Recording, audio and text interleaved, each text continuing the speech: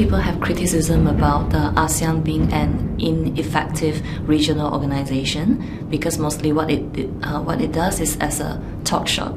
But it's very important to talk things through. Otherwise, when Myanmar crisis occurred, no one would be able to come together and come up with the 5-point consensus, for example. And there were many crises in the past where ASEAN has shown that we are able to talk about difficult issues among ourselves. So I think it is very important to recognize that ASEAN has its own limitations, but its effectiveness comes in the way that it has the convening power among themselves, and also as the convening regional organization that can bring all other major powers to the table and talk things through.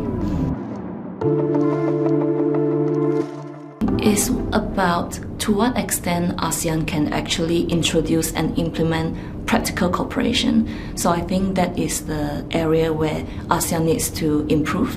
So practical cooperation, surprisingly, comes a lot in the form of ADMM plus working groups. So for instance, we begin with the cybersecurity cooperation between ASEAN and Australia and New Zealand. So, and later on it was taken up by South Korea ASEAN ADMM Plus working group. So in those areas we can see that our relevant cybersecurity agencies are actually actively visiting one another bilaterally, multilaterally, and progress has been made. So if that format can be applied in other areas, especially in political security community, that would be great in terms of enhancing ASEAN's effectiveness and to overcome its limitation. ASEAN's major maritime security problems lies in the form of South China Sea, IUU fishing, and actually some outstanding disputes among themselves.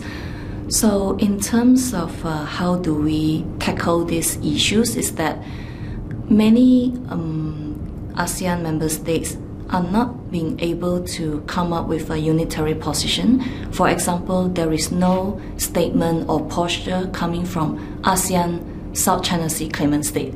So we are lacking that, and the tradition has been it has to be all 10 member states coming on the South China Sea consensus or code of conduct, and that's where the frustration has been because we are not able to convince China together on the code of conduct. So what we should do next is supposed to be a form of a mini-lateralism. So claimant states should share more common interests than the rest of the member state who doesn't have an official dispute. Indonesia, despite not being a claimant state, can actually play a very crucial role despite the fact that they say there is no dispute with China, for example, but they are able to be more assertive in terms of their dealings with China over the maritime zones. I think in terms of capacity building programs, that's what most ASEAN member states needed. However, we should also explore other forms of collaboration, something that smaller steps that we can do together. Australia is known for their search and rescue capacity, and right now China is actually offering SAR capacity building together with the ASEAN member states. So I think there are so many areas that can be explored. For example, Australia ASEAN SAR capacity building. So I think this is the trajectory that we should go on to.